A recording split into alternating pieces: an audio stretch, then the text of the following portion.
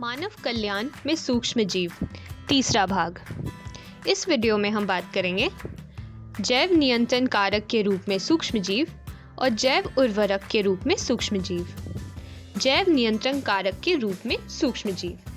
आधुनिक समाज में पादप रोगों तथा पीड़कों की समस्या का हल रसायन और कीटनाशी तथा पीड़कनाशी है, परंतु यह रसायन मनुष्य तथा जीव जंतु के लिए अत्यंत विषैले हैं। यह पर्यावरण, मृदा और जल को प्रदूषित करते हैं। जैव नियंत्रण एक ऐसी प्रक्रिया है जिससे रसायनों एवं कीटनाशियों का प्रयोग घटाया जा सकता है, जिससे कि प्रदूषण की मात्रा भी घट सकती है। पादप रोगों तथा पीड़कों के नियंत्रण के लिए जैव वैज्ञानिक विधि का प्रयोग ही जैव नियंत्रण है। पीड़कों के नियंत्रण की यह विधि रसायनों के प्रयोग की तुलना में प्राकृतिक परभक्षण पर अधिक निर्भर करती है। जैव नियंत्रण एक प्रकार का समग्रात्मक दृष्टिकोण है, जिससे करोड़ों जीवों के मध्य पारस्परिक क्रियाओं की जाल की व्याख्या का विकास होता है। पीड़क का उन्मूलन असंभव और अवांछनीय है। इनके बिना लाभप्रद परभक्षी तथा परजीवी कीट जीवित नहीं रह पाएंगे, जो इन पीड़कों पर अपना पोषण करते हैं।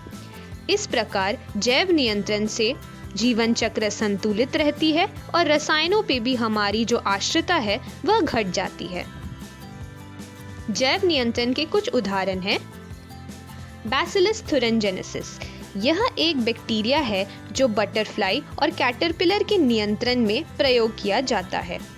इनके शुष्क बीजाणु या स्पोर्स पानी में मिला दिए जाते हैं और इस मिश्रण को दोषपूर्ण पादप जैसे कॉटन या सरसों, जिनके पत्तियां या फल कीट लार्वा द्वारा खा ली गई हो, उन पर छिड़क दिया जाता है। यह जीवाणु के कारण लार्वा की पाचन नली में टॉक्सिन निकलता है, जो लार्वा को मार देता है। जीवाणुवीय रोग कैटरपिलर को मार देता है, पर अन्य कीटों को हानि नहीं पहुंचाता। लगभग पिछले दशक में आनुवांशिक अभियांत्रिकी की विधियों के विकास से वैज्ञानिक बैसिलस thuringiensis टॉक्सिन जीन को पादपों में पहुंचा सके हैं। बीटी कॉटन इसका एक बहुत बड़ा उदाहरण है, जिस पे bacillus thuringiensis toxin gene cotton पे डालने पर वह कीट का खुद ही प्रतिरोध कर सकता है। जैव नियंत्रण के दूसरे उदाहरण हैं ट्राइकोडर्मा, जो मूल पारिस्थितिक तंत्र में सामान्य रूप से पाए जाते हैं। यह पादप रोगजनकों के प्रभावशील जैव नियंत्रण कारक है। और बैक्यूलोवायरस प्रजाति विशेष संकरे स्पेक्ट्रम कीटनाशीय उपचारों के लिए उत्तम माने जाते हैं। यह तभी वांछनीय है जब लाभप्रद कीटों का संरक्षण किया जाए। अब आते हैं जैव उर्वरक के रूप में सूक्ष्म जीव। कृषि उत्पादों की बढ़ती मांगों को पूरा करने के लिए रसायन उर्वरकों का प्रयोग बढ़ गया है, जिसके कारण पर्यावरण प्रदूषण की मात्रा भी काफ़ी बढ़ गई है। प्रदूषण कम करने के लिए जैव उर्वरक एक महत्वपूर्ण भूमिका निभाते हैं। जैव उर्वरक एक प्रकार के जीव है जो मृदा की पोषक गुणवत्ता को बढ़ाते हैं, परंतु यह रसायन उर्वरकों की तरह पर्यावरण को प्रदूषित नहीं करते। इसका पहला उदाहरण है जीवाणु जो जैव उर्वरक के रूप में काम करते हैं। राइजोबियम लेग्यूमिनस पादपों की जड़ों पर स्थित ग्रंथियां में यह जीवाणु पाए जाते हैं।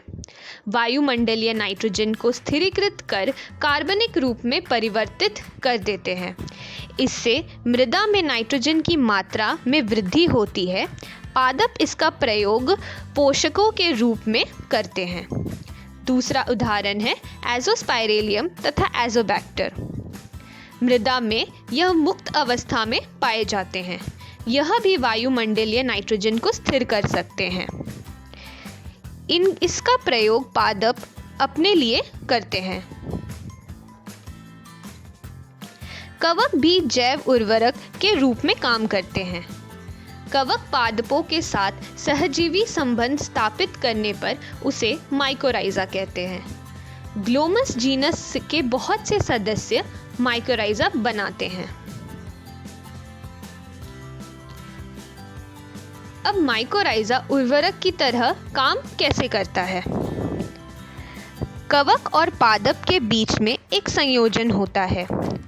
इस संयोजन में कवक सहजीवी मृदा से फास्फोरस का अवशोषण कर उसे पादपों में भेज देते हैं और पादप इसके बदले कवक को सुरक्षा एवं बना बनाया खाद्य पदार्थ प्रदान करते हैं।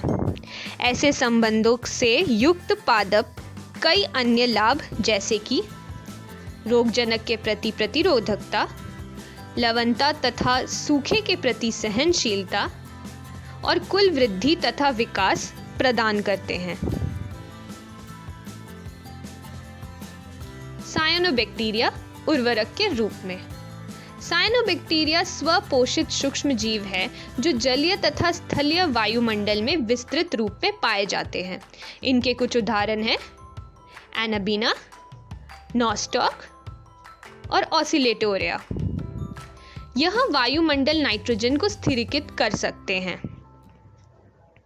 इससे यह नाइट्रोजन की मात्रा मृदा या जल में बढ़ा देता है जो पादपों के लिए लाभदायक होता है। धान के खेत में सायनोबैक्टीरिया महत्वपूर्ण जैव उर्वरक की भूमिका निभाते हैं। तो इस वीडियो में हमने क्या क्या सीखा? जैव नियंत्रण तथा जैव उर्वरक के रूप में सूक्ष्म जीव के महत्व।